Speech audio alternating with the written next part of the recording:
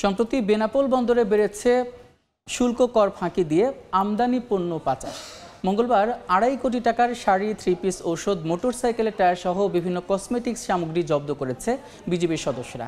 বিস্তারিত জানাতে এই মুহূর্তে বেনাপোল সীমান্তে আছেন সহকর্মী আজিজুল হক, সরাসরি যুক্ত হচ্ছে তার সঙ্গে।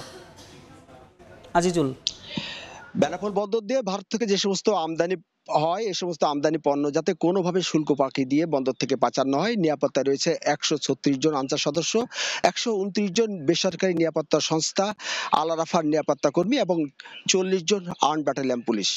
তবে অভিযোগ উঠেছে এই সমস্ত নিরাপত্তা সংস্থার সাথে আঁতাত করে এক শ্রেণীর দুর্নীতিবাজ ব্যবসায়ীরা বন্দর থেকে শুল্ক পরিশোধ না করে আমদানি পণ্য পাচার করে নিয়ে যাচ্ছে। এমন একটি ২.৫ কোটি টাকার পণ্য চালান গতকাল আটক করেছে ৪৯ ব্যাটালিয়নের বর্ডার গার্ড বিজিবি সদস্যরা। গতকাল ভারতীয় ট্রাকটি বেনাপোল বন্দরে প্রবেশ করে বন্দরে সিসি ক্যামেরার আড়ালে গিয়েই ট্রাকটি আনলোড করে পালিয়ে যাচ্ছিল। এ সময় বিজিবি সদস্যরা ট্রাকটি সহ ২ জন ট্রাক চালক আটক করে পুলিশে সোপর্দ করেছে। স্থানীয় ব্যবসায়ীরা, সাধারণ ব্যবসায়ীরা আমাদেরকে বলছেন যে এই সমস্ত দুর্নীতিবাজ ব্যবসায়ীদের কারণে যে পরিমাণ রাজস্ব আদায় হওয়ার কথা বন্দরে সে পরিমাণ রাজস্ব আদায় হচ্ছে না।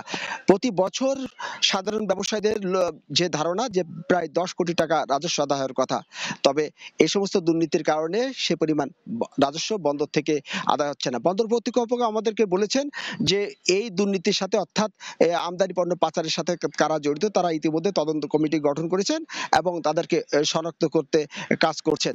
গতকাল যে সমস্ত পণ্য আটক করা হয়েছিল, অর্থাৎ ২.৫ কোটি টাকার গার্মেন্ট সামগ্রী এবং কসমেটিক ও মোটর পার্টস, সেগুলো বিজিবি সদস্যরা ট্রাক চালক সহ পোর্ট থানায় সোপর্দ করেছে এবং আজকে এই সমস্ত ট্রাক চালককে আদালতে সোপর্দ করা হবে বলে আমরা জানতে পেরেছি।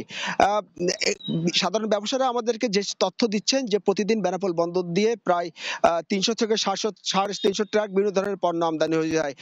এই আমদানি পণ্যের অনেক একটা অংশ কিন্তু এইভাবে দুর্নীতিবাজ ব্যবসায়ীদের মাধ্যমে কিন্তু শুল্ক ফাঁকি দিয়ে পাচার হচ্ছে। তো এই ছিল বেনাপোল স্থল বন্দর থেকে যে বিজিবির অভিযানে গতকাল যে ২.৫ কোটি টাকা মূল্যের একটি পণ্য চালান আটক হয়েছে তার সর্বশেষ। বেনাপোল স্থলবন্দর থেকে যুক্ত ছিলেন সহকর্মী আজিজুল হক।